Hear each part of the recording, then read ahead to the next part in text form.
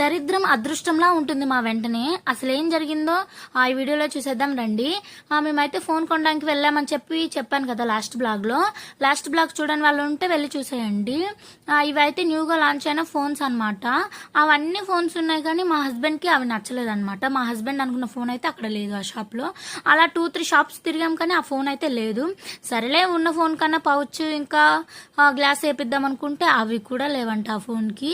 అందుకని ఫోన్ అయితే కొనలేదు. ఒకవేళ కొంటే ఖచ్చితంగా బ్లాగ్ తీసి అప్లోడ్ చేస్తానన్నమాట. మీరేమంటారో కామెంట్ చేసి చెప్పండి.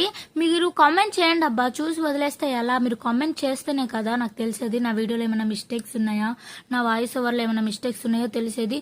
సో ప్లీజ్ కామెంట్ చేయండి, అదే చేత సబ్స్క్రైబ్ చేయండి. అన్నట్లు చెప్పడం మర్చిపోయాను, రేపు 2 o'clockకి లాంగ్ వీడియో అప్లోడ్ చేయాలా వద్దా చెప్పండి.